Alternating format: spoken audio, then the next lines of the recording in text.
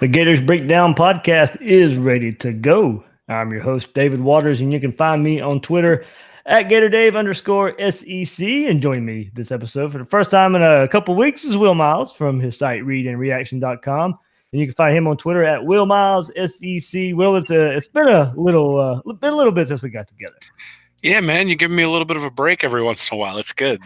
People need to know that this isn't that you're not the slave driver everybody makes you out to be. But no, man, it's been nice to have a couple of nights with my family, and I'm back though. It's fun talking about the Gators. I'm looking forward to it. Yeah, I know. It's like every time, it seems when I think I can maybe take a week off for like maybe a week to only have just one episode. It did work out that way last week with Will Salmon from The Athletic. A great episode there, but there's been coaching changes that's kind of been sprung up. It makes me do another episode or whatever, and maybe some commitments coming along the way the next week or so that will also throw another wrench into the one episode a week plan. But you know what? As the monarchy goes, there's never a dull moment.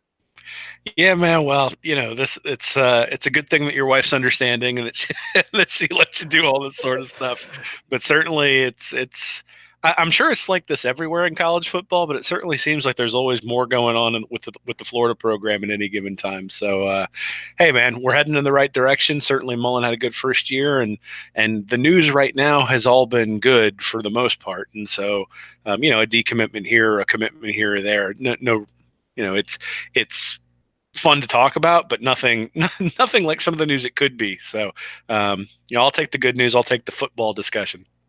Yeah, about the whole wife understanding part. Very understanding, and luckily, if people we're kind of following through social media, she had a half marathon at Disney this past weekend. So I get the little break, a built-in break, because she's usually working out around this time at night. So it allows me to kind of shift to the makeshift studio and record a lot. So between the hours of like 8 and 9:30 at night, that's kind of the open window of her doing her working out and me working out the vocal cords.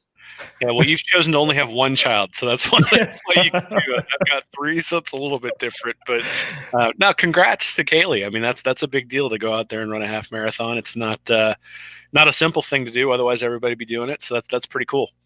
Yeah, I got to meet some listeners too who were at Disney at the same time. So it's always cool to get noticed for the podcast and talk to some listeners out there. I met a few of them that listen to the podcast. So really cool just to be able to run into them out there and talk some Gators just for a quick second, and just a behind the scenes thing of being able to meet people. But you have certainly been missed, and everybody's been able to keep up with you at readandreaction.com.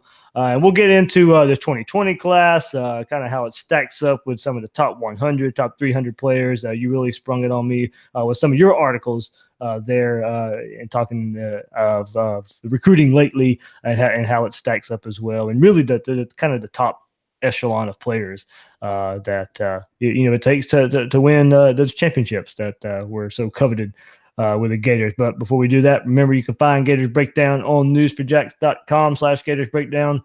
You'll find all the Gators Breakdown episodes as well as articles from the News for Jack sports team.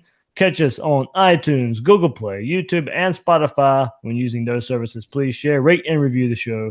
And on social media, follow Gators Breakdown on Twitter and Facebook at Gators Breakdown. So, Will, before we get into, I go into the episodes being able to take notes and stuff, but like last week, I kind of had to shift focus a little bit when the 2020 class took its first big hit after its great start with running back Keyvone Lee decommitted late last week. The 98th ranked player in the country for the 2020 class, the decommitment, means a little momentum was lost with the 2020 class. It is early, and decommitments are going to happen, but there's no issue for me if some want to get upset in losing his commitment. He is a great player, but he's been rising in the rankings.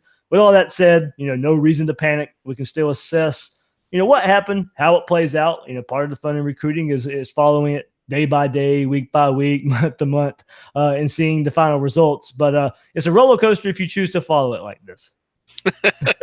Well, that's definitely true. I mean, anytime you've got somebody who's a top 100 talent who's just to take note of. Now, I would say that for the most part, Florida has been really good at recruiting at running back recently.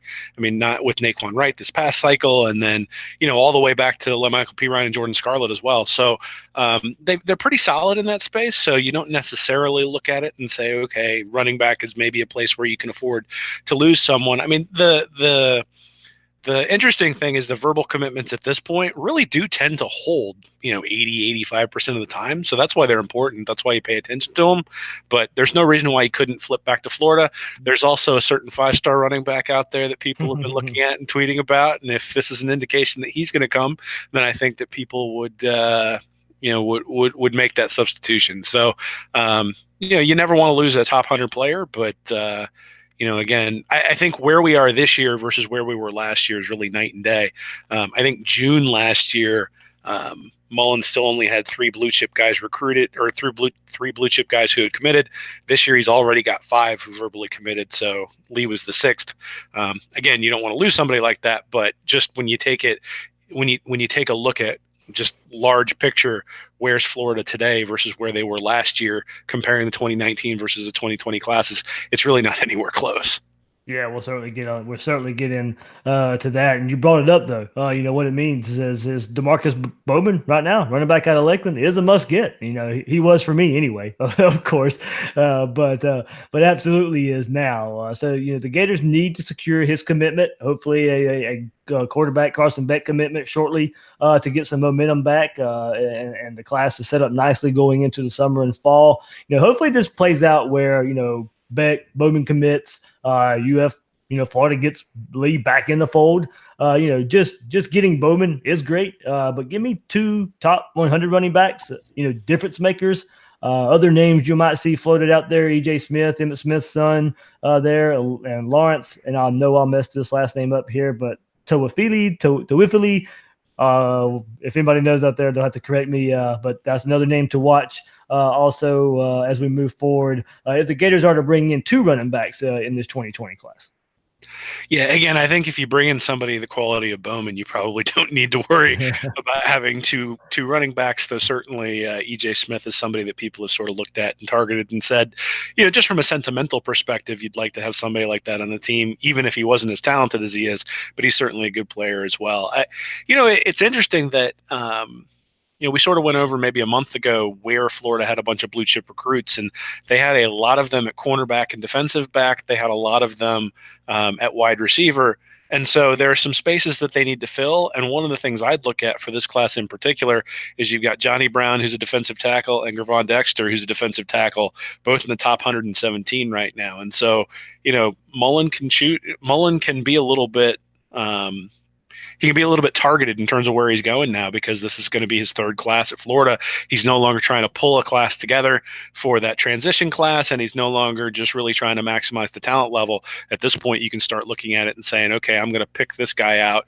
And they're starting to draw that circle around Gainesville, which is great to see.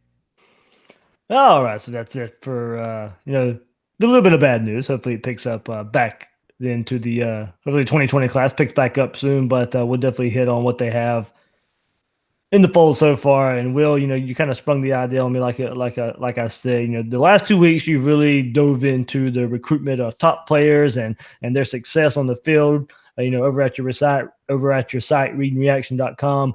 You've hit on top players and what that could mean for Florida's 2019 season. In your most recent release, you tried to gauge the development of players under Mullen and that development compared to his peers. Yeah, it's sort of been a 2-week series looking back. It all started right after signing day.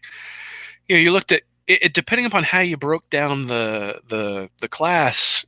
I really didn't know what to think of it, because if you looked at total blue chip players, well, Mullen had 17 compared to Zuckmeyer and Muschamp, who are all in that range, whereas McElwain only had 9. So you look at that and say, okay, just from a volume standpoint, Mullen's really brought in a similar class to those guys in his 2nd class. But then you start breaking it down into 1 versus 100, or 100 to 200, or 200 to 300, and Mullen only had 4 top 100 guys in his class, and then he had 4 guys in the 100 to 200 range, and then 5 guys in the 200 to 300 range. And those 5 guys in the 200 to 300 range really are the difference between his 2nd class and McElwain's 2nd class. And so what does that mean? How often do those guys how often are those guys successful? And it does turn out that those guys tend to be successful. The guys in the 100 to 200 range and the guys in the 200 to 300 range end up getting into the NFL at about a 20% clip. There's a real drop off. And I was surprised at how early the drop off is when you just, again, I know that getting to the NFL isn't the only metric to use, but 80% of the guys in the top 15 in the 2013 and 2014 classes all made it to the NFL, and then it immediately drops to 50% when you go that next year from 15 to 30, and then it drops off pretty precipitously from there. So you end up down in like the 25% range once you get into guys ranked 75 to 90. So again, when you start looking at that and saying, and when we look at some of the classes in the past that Zook brought in, where he's got guys like Chris Leak, and then and then Myers got people coming in like Tebow and Harvin, those are the stars. Those are the people that we remember, and they're top 15, top 30 guys. And they're the guys who really went on to the NFL and had maybe not successful careers in the NFL, but they're the guys who were the stars in college. And so, that was the first article, was sort of looking at that. And then the second was looking at Mullen at Mississippi State and how often he was able to get guys into the NFL. And, the big takeaway is that he brought in a lot of 3-stars when he was at Mississippi State. And those guys panned out at a much higher rate than you would expect based on the overall draft rate of 3-star recruits. And so I think it's an interesting way to measure Mullen's ability to develop players, right? That he brings in these 3-star guys. He gets into the NFL at about an 8.3% clip, but overall those guys tend to go to the NFL at about a 5.9% clip. So really it's the difference. He sent 14 of those 3-star guys to the NFL, and most normal coaches would send 10. It's over a 9-year period. So, but you sort of figure that those guys who would be like maybe fringe bench players end up being quality special teams guys if you sort of apply the development broad base across the entire team. I think that's what we're seeing when we see Mullen succeed against teams with more talent than his peers, and I think it's also why we see him win games against teams with less talent. He's just a good coach when it comes to development. I think this really indicates that you look at where recruits typically get drafted, and Mullen's guys get drafted at a higher rate. All right, well, and that sparked the idea that with that, I wanted to dive even more into the top players the Gators have in the 2020 class, and the players that could possibly have on the way. So even with the Lee decommitment, the 2020 class is still composed of top talent. And we'll work in what you have been writing the last couple of weeks there, and kind of just top 100, top 300 look at in some of the players here. But the 2020 class, like I said, composed of top talent, even with the decommitment of Lee, right now has 6 commits, 4 in the top 300. And Rashawn Torrance is at 326, so close to 5 of the 6 players being in the top 300. But Will, guess what? 24/7 is about to release an update for their rankings, so all this could be moot by the time some people listen to this. But as it stands right now, this is kind of what we'll be looking at. So 2 in the top 100 with wide receiver Leonard Manuel at 33, and defensive lineman Johnny Brown, 99th ranked player. Defensive lineman Gervin Dexter just outside the top 100 at 117. So then you throw in what they could potentially bring in. And, I'm not going to list every target, Florida will be going after here, but some of the big names out there that they can add to this 2020 class and keep that, that player rating average that we like so much, keep that at a high note. But of course, running back DeMarcus Boban, we mentioned him earlier, the 30th ranked player in the country. Safety Javonte Williams, the 48th. Running back Keyvone Lee, who recently just decommitted, at 98. Chance Williams, defensive end, at 130. Defensive tackle Timothy Smith, 136. Offensive lineman Joshua Braun, 155. Carson Beck at 158. The quarterback from here in Jacksonville. Wide receiver Xavier Henderson at 267. And offensive lineman Isaiah Walker at 283. So, there's 8 more right there that interest is high in the Gators, that you'd be filling in the roster with top 100, top 300 players. And just 3 recruiting cycles have completely transformed the roster to where you have depth. That's not a large drop-off, competitive spring and fall camps to get on the field. And I think that's what, when we look at bringing top players in, I think a lot of it goes back to the competitiveness that you have in camp and have in practice. And you're beating other top players to get on the field. Sure. I mean, I think a lot of it is probabilities too, right? I mean, if you bring in, if you look at the quarterback position that Florida's had over the last decade, I mean, Felipe Franks played very well this past year, but beyond that, they didn't bring in necessarily top tier talent repeatedly, but even when they did, some of the guys who were top tier, so Jeff Driscoll had one decent year. The rest of the time here was a little bit disappointing. You look at Jacoby Brissett, transferred and then played well. You look at Will Greer, who's suspended. So, the suspension isn't something that you could have predicted, and perhaps McElwain's still the coach if Greer had been the quarterback. But those aren't things you can necessarily predict, and you get attrition, you have injuries, you have those sorts of things. So the more high-level recruits you can stack up, and we see this with Alabama all the time, right? I mean, it's not a coincidence that 2 years ago, Tua comes in and wins the national championship for him, and then last year Jalen Hurts comes in and wins the SEC for him. I mean, having that depth when someone goes down, when someone gets hurt, when someone's ineffective is an important thing. And yeah, the competition makes people better. One of the things coming out of Alabama's camp last year was that Jalen Hurts had gotten a lot better throwing the ball.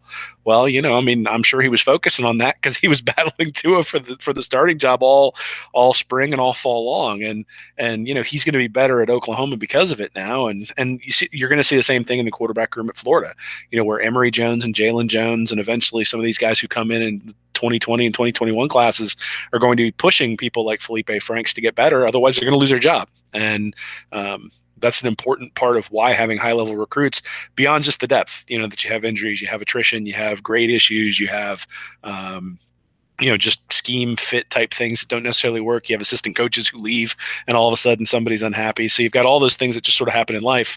And so you need that depth as well. Yeah, and it would be interesting to see, and hopefully it doesn't come to this, and hopefully we don't see it, but, Franks has that Georgia, Missouri back-to-back games to where, he ends up getting pulled. Kyle Trask comes in. Dan Mullen decides to make the move earlier in a game where, you don't fall so far behind like you did in the Missouri game. You're throwing him in with Emory Jones, a highly rated quarterback that, we would think is a nice fit for Dan Mullen's system and who got playing time later in the year, with some in the bowl game, saw him in the Georgia game as well. So yeah, you see a little bit of trust there, but also see, being able to trust a quarterback that was highly recruited and, one you had to end up taking from Ohio State and some other schools there. So yeah, I definitely agree that the probability thing of, even if struggles happen and, go back to just, the midseason and Franks turn it on then. I'm not saying we'll see any type of fall off there, but if it does happen, I think we feel a whole lot better about the quarterback situation with Emory Jones. If Kyle Trask sticks around, you'll still have him there as well. But going back to just the recruiting part of it, you'd have Emory Jones with a year under his belt, and then Jalen Jones as well, who we know they would hope to redshirt. Yeah, well, and we know that those guys are going to be better than Skylar Morenweg, right? I mean, so I mean, the guy was put into a situation that was really untenable a few years ago. It's just not. It wasn't really fair to him. But at this point, these guys are going to be prepared. I mean, you expect that if something were to happen to Franks, then Emory Jones is going to be ready to go. And if Emory Jones happens to win the job and something happens to him, then Franks will be ready to go. That's one of maybe the hidden things in the late season. You had Trask go down with the injury, so they didn't have to make a decision about whether to change things. But you had Emory Jones sitting on the sidelines with his helmet about to blow his red shirt if something had happened to Franks, and nothing happened to Franks. He got beat up a little bit in that South Carolina game, but other than that, he was able to run effectively and continue to pilot the offense. And we've seen at Mississippi State where Nick Fitzgerald had a couple of injuries and wasn't able to finish the year and different things like that, where sometimes freak things happen. You need that guy behind him to be just as good as the guy who's in the game. And so Mullen's really setting up the quarterback room to do that. And, hopefully we'll hear more about that pretty soon as well. Yeah, even with the 10-3 season, a lot of those McElwain players, we still know a talent influx needed to happen. So, we'll go back to the last two Mullen classes and go back to 2018, his transition class, and look at, the top 300, top 100 players. There were 10 top 300, 5 top 100. You had Jacob Copeland, 69th ranked player, Richard Garage, 81st, Emory Jones, 85th, Justin Watkins, 89, Kyle Pitts, 162. And then you start getting into a string of guys here, Will, that had some contribution in their first season. Amari Burney at 178, Trey Dean at 195, Damian Pierce at 201. That was where those players were ranked. Andrew Chatfield 213, and then David Reese at 297. Just outside of the top 300, Malik Langham. So 6 of the top 300 I noticed there came from the state of Florida. Just a little note there. So with this transition class, we saw 3 of those players as early contributors, as I said. Amari Burney, Trey Dean, had Burney you couldn't keep off the field because he went and proved himself that he could kind of be versatile. You saw him get more playing time as the year went on. Trey Dean had to be forced in a little bit when Marco Wilson went down. You saw a lot more playing time there. Damien Pierce, started the season off with a bang, kind of tailed off toward the end of the year as the offense started depending on Jordan Scott and Michael P. Ryan. But I think we liked the potential of what we saw with Damian Pierce. So 3 top 200 players basically there contributing, and then players we expect to make an impact in 2019. Jacob Copeland to make an impact at wide receiver, being able to come back from an injury last year. He'll have some more experience, get a spring under his belt coming up. Richard Garage, with all the movement going on that offensive line, he's going to be really highly rated offensive lineman asked to come in here and try and get a starting spot there. Kyle Pitts at tight end, do they use him more outside? Can they use him closer to the line of scrimmage? We'll see how they see Kyle Pitts, but I think I like what we can maybe see from him toward the outside and more of a wide receiver role there. Chatfield, you'll see along with they got some defensive line. We know that they need some help there after losing C.C. Jefferson and Ja'Kai Polite. And maybe Reese and Langham. We'll see how it works out with with still the elder David Reese on the roster there. But you're looking at those type of players. I think we saw some that have already made contributions, and then a few there that we'll probably see on the field coming up this year. Yeah, I mean, when you look at guys who come in, coaches who come in with their transition classes, they don't typically have guys who produce right away.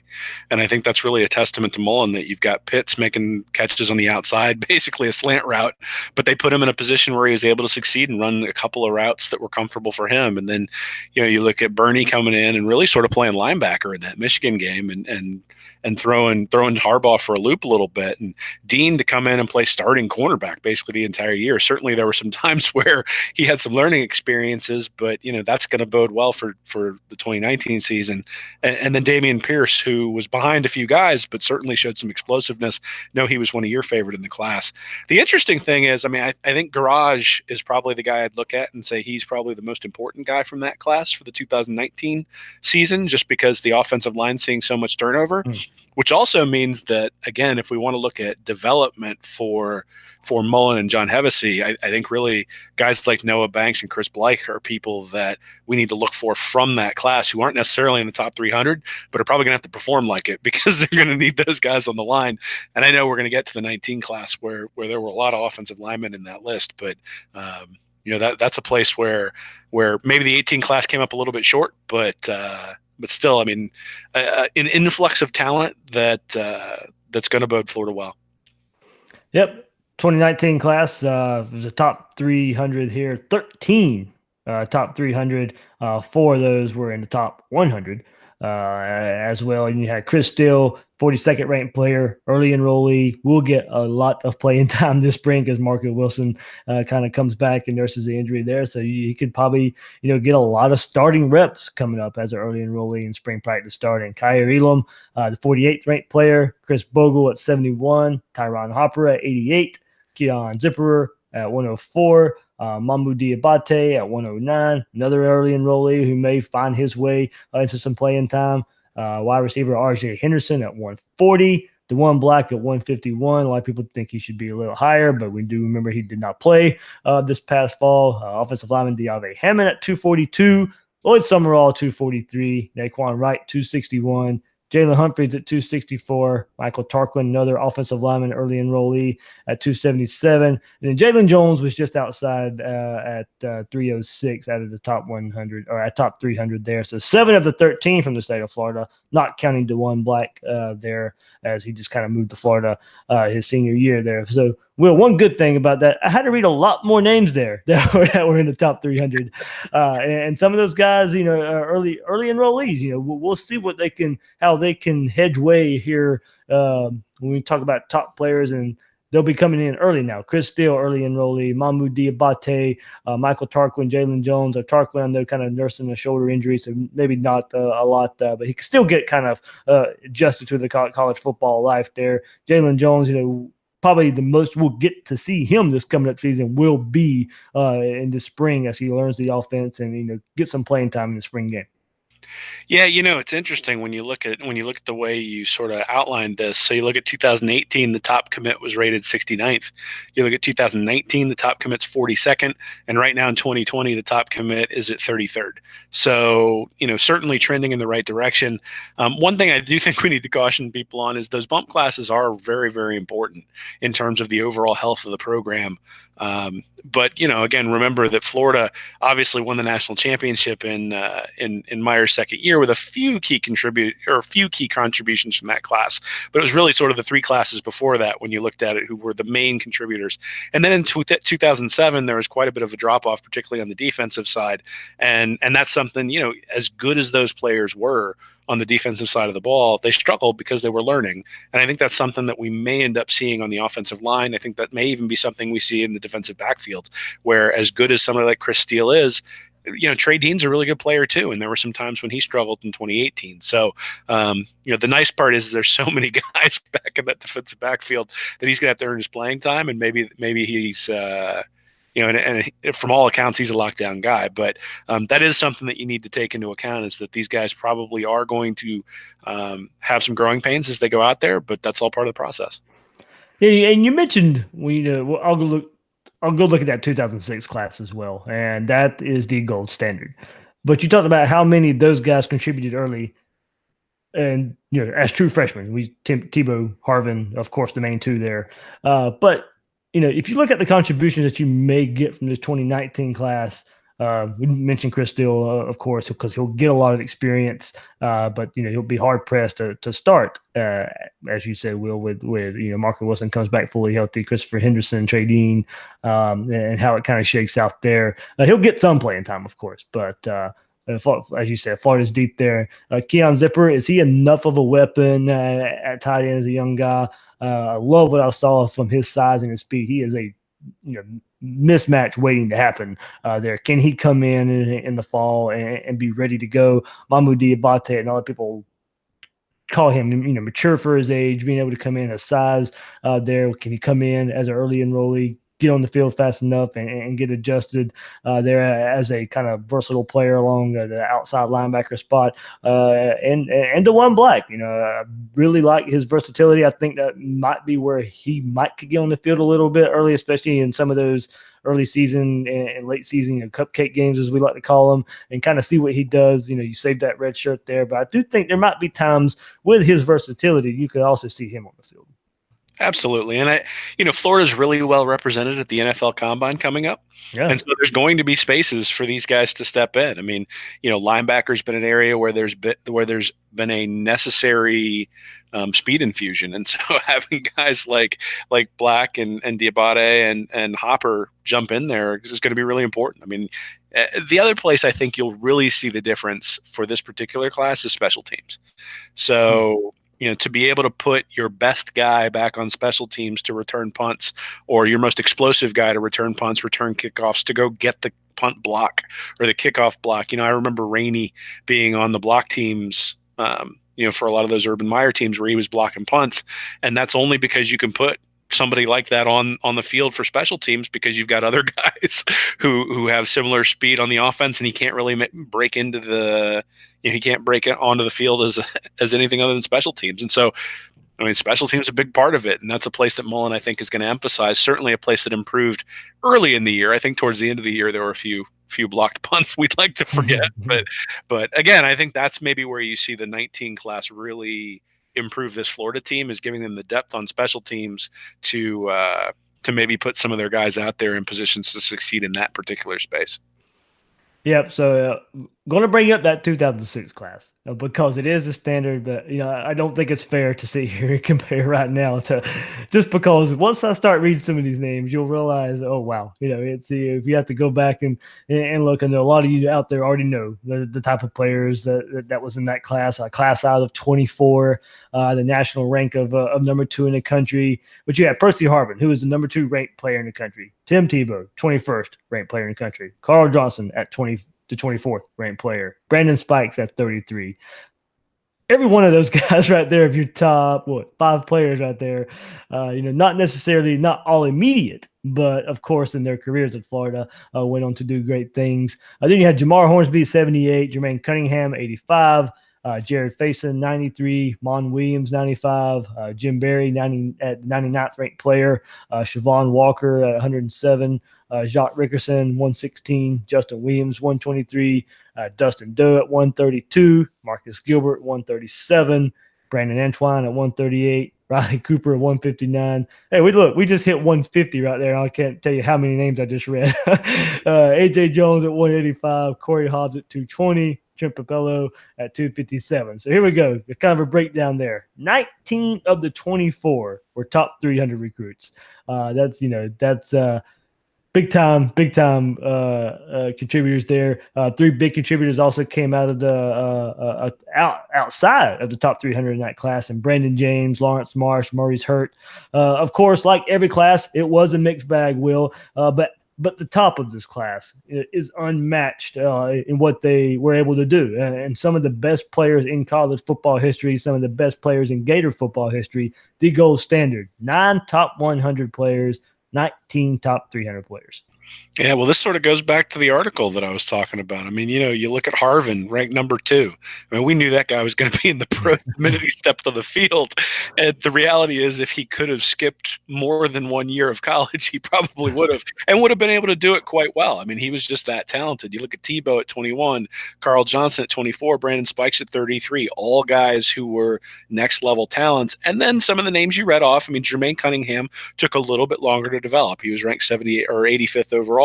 You look at somebody like Dustin Doe, certainly a contributor, but not necessarily a star. Marcus Gilbert has had a very successful career at 137. Riley Cooper at 159. You really didn't notice him too much until Harvin left. Mm-hmm. And so, you look at Cooper at 159, and then you look at this year's class, RJ Henderson at 140. So, that would sort of be maybe what our expectations of somebody like RJ Henderson should be, just based on where he's ranked. So, the real difference makers when it comes to a class in year one are those guys who are ranked in the top 20. I mean, Tebow wasn't even a starter his first year, but was still a difference maker, and he was outside the top 20 a little bit. Harvin was the guy who came in and made the immediate difference, and he was ranked number 2, right? And so there isn't anybody in the 2019 class who's ranked who's ranked 2. And certainly those are some guys that Mullen's going to have to add over the next couple of years. But again, like we've discussed, the 2020 class has much higher rated guys at this time than he had last year. And the 2021 class as well has some guys who are ranked in that space too. So I'm certainly heading in the right direction. And I expect, Mullen is more of a slow build, clearly, than Urban Meyer was. He hasn't brought in 19 top 300 guys in the second class. But again, I think that Mullen's reputation from a coaching perspective is warranted. And that's one of the things that we've been looking at recently. Man, how would have Urban Meyer recruited behind Jim McElwain? That would be a storyline right there. that would have been fun to see there. But yeah, I mean, just going back and listing those names as did, and then going back to the 2020 class, what's coming up and what they already have. Like I said, Leonard Manuel 33rd, Johnny Brown 99, Gervin Dexter just outside the top 100 at 117. But add in, if you had a wish list right now of players that you want to go get in 2020, and go back and just kind of the rankings there. DeMarcus Bowman, a top 30 player. Carson Beck at 158. Chance Williams at 130. So yeah, I mean, it's taken those type of players to get us back, and kind of why we're all excited for this 2020 class of what the Gators have in the class and what they could have coming up. And like I said, even though Gators just went 10-3. A lot of those were Michael Wayne players. We could take a look at the classes that he brought in as well. Brought in the top 300 and see the contributors there. We go back to 2015, 21 signees, only 4 in the top 300 there. Offensive lineman Martez Ivy, CC Jefferson defensive end, running back Jordan Scarlett, running back DeAnthony McGriff. Those were only 4 top 300. And pretty good contributions, except for DeAnthony McGriff, who had never even played a snap for Florida. The best players outside of the top 300 in that class: Antonio Callaway, Tyler Jordan, Jabari Zuniga, who we're expecting big things of this year. Fred Johnson, who left early for the NFL. Nick Buchanan, who could be starting at center. So a little mixed bag there, Will, of some of the top-rated players. But actually going back and looking at it, not a bad class when you look at some of those names I just brought up there. No, but I mean, it pales in comparison where you want to be, right? Yep. I mean, if you look at any Alabama class over the last 5 years, you start naming off names, it's going to be a longer list than that. We never, when we're talking about recruiting, we never say a low 5-star can't make it to the or a low 4-star can't make it to the NFL or can't be a major contributor, or even a low 3-star can't. It's a probability thing. So if you bring in 25 3-stars, the chances that 18 of them are going to be high-level contributors is relatively low. That doesn't mean that the guy who's rated a 3-star isn't going to be the best player on the field, as certainly Oklahoma showed with Baker Mayfield and some other guys as well. But I think that's really what you see here is you look at, the four top 300 you mentioned, Ivy, Jefferson, Scarlett, and then McGriff. I mean, 3 of the 4 panned out. That's great, but we'd much rather have 9 of the 12 pan out. So that's hopefully what we can get with Mullen, because he's certainly brought in more guys in that frame. Right. Go to 2016 quickly. 25 signees, 6 were in the top 300 in that class. Look, defensive end Antonius Clayton. We're still kind of waiting to see what can happen. Tyree Cleveland.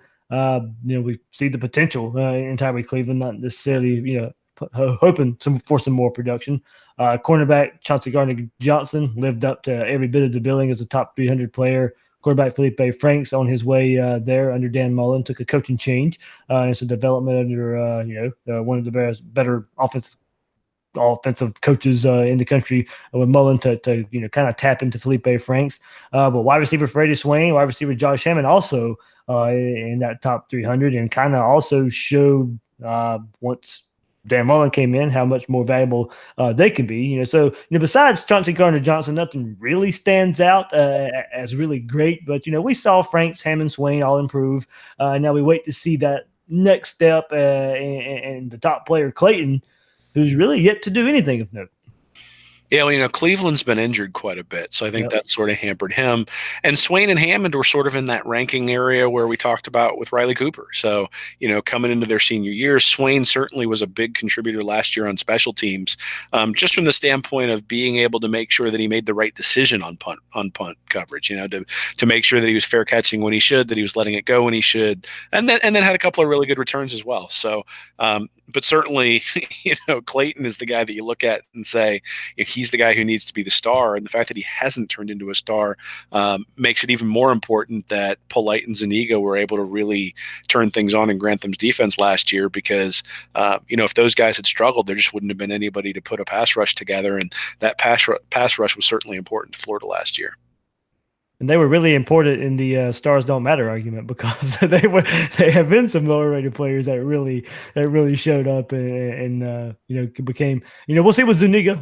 We've been really kind of waiting for, I think a lot of people were kind of pointing at him maybe to be what Ja'Kai Polite ended up being this past season. So, kind of roles are not necessarily the same, but Polite stands up a whole lot more than Zuniga was asked to, and will be that way this year as well with Grenard coming in to kind of play that more Polite role. So we'll see Jabari Zuniga get one more shot at really kind of turning it on more consistently throughout the season. Jim McElwain's final class 2017, 23 signees, 10 top 300. So he did rise the crop there. Tadarius Slayton, James Robinson, Zachary Carter, C.J. Henderson, Brad Stewart, Marco Wilson, Daquan Green, Kadeem Telford, T.J. Moore, Kamori Gamble. So that, as it stands now, this one is a bit disappointing besides Henderson and Wilson. Nothing really to write home about. A couple of players not on the team anymore. Still waiting for Slayton and Carter to emerge as consistent contributors.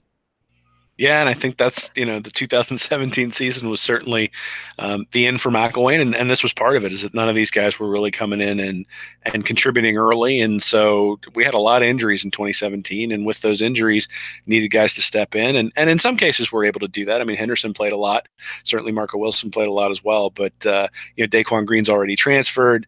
Gamble has shown flashes, but hasn't necessarily been a consistent threat at tight end. So. This is one of those where before the 2017 class, nobody really thought McElwain was on the hot seat. So this class wasn't really impacted by, negative recruiting. I wouldn't imagine that much.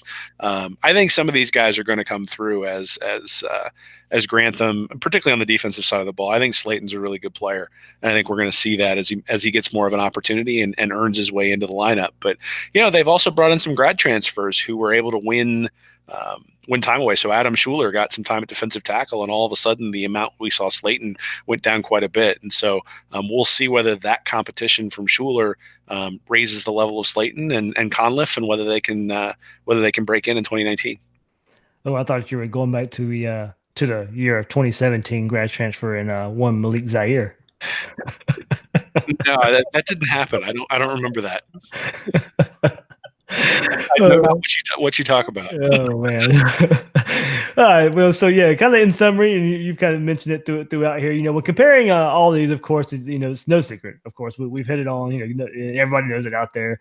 Get better players, win more games. But when you look at why, one thing that stands out to me is comparing that 2006 class. The sheer number allows for failures, allows for flexibility. When guys don't work out, there's another reason why I'm kind of upset at myself for not making this point more, but also pair these classes with the classes around them in previous years and years after, and that's it's the combination of classes that puts you where you need to be. And we've seen the talent level rise under Mullen compared to where it was under Jim McElwain, and it's going to be how the 2018 transition class, the 2019 bump class, and the 2020 class that is off to such a great start all get interwoven together to make something special happen. The development will be there. We know that from Mullen's track record. Start getting him these top recruits like we see him getting now, and the potential is there for some big things year in and year out. This 2020 class has the chance to be special if you want to go by recruiting rankings and the way the class is starting out. Yeah. Actually, Florida, when he came 2-4, then 11-2, then 10-2, 12-1, lost to Nebraska, and then went 12-1 and won the national championship over Florida State. So it was sort of a 5-year building period. And if you look at Meyer, a lot of his success came from the recruits that Zook brought in. So maybe Zook didn't have the same success, but he was able to bring those guys in, and then it was a quick turnaround for Meyer because of all the players that were already in the cupboard from Zook.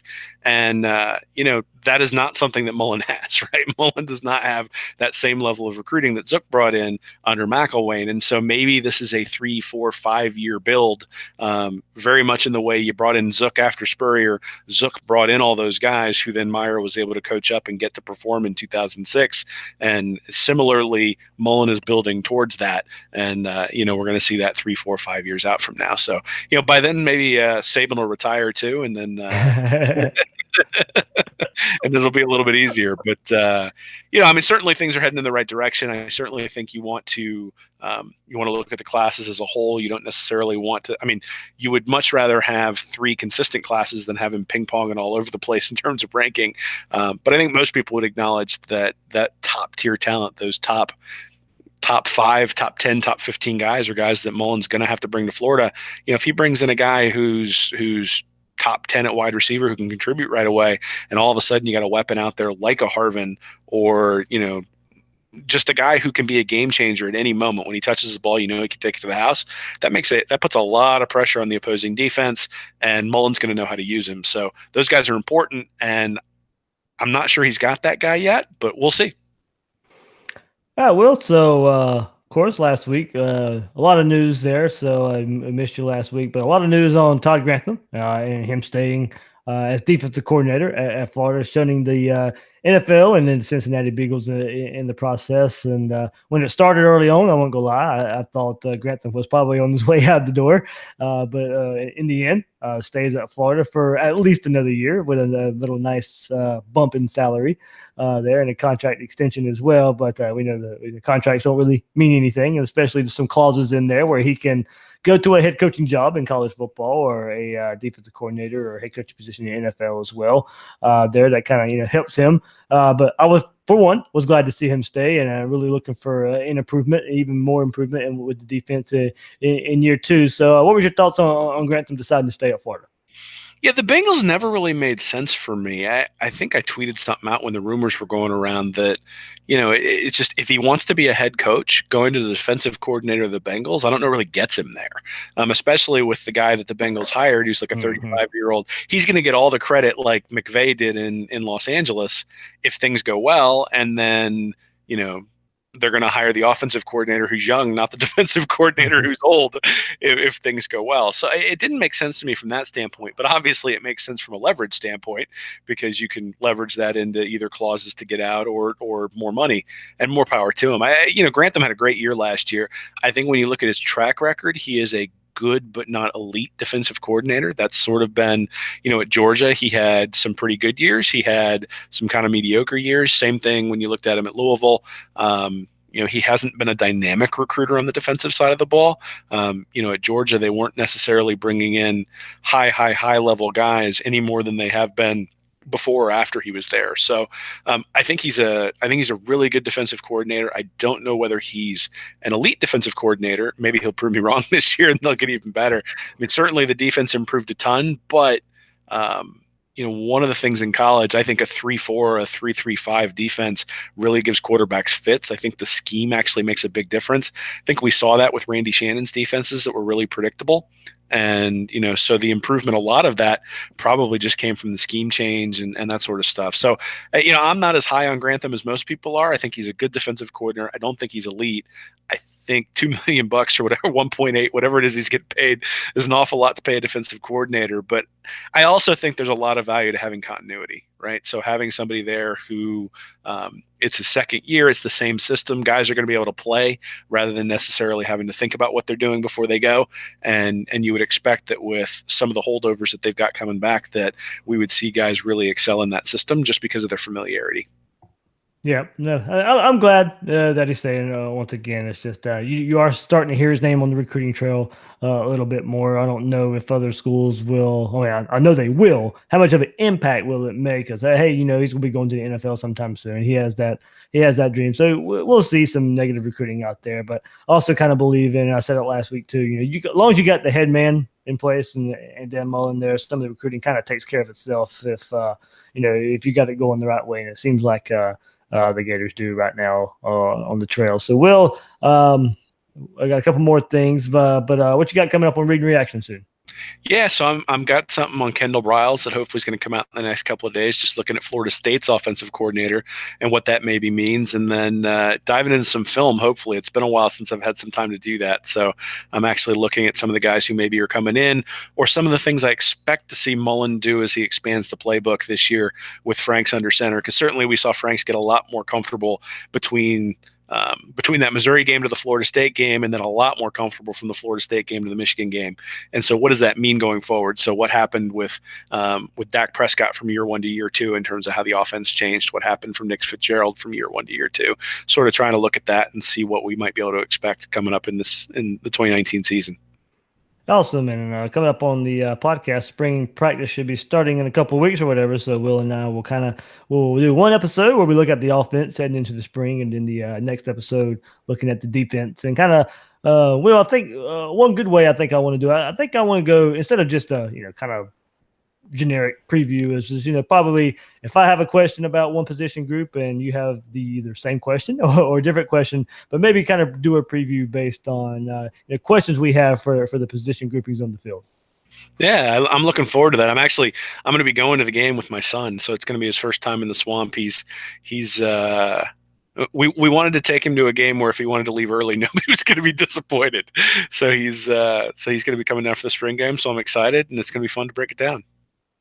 All right, and so a couple more items here. Stand up and holler. It's Gator Nation Giving Day. So if you're listening to us live, or on the night of February 26th, that's what it is right now.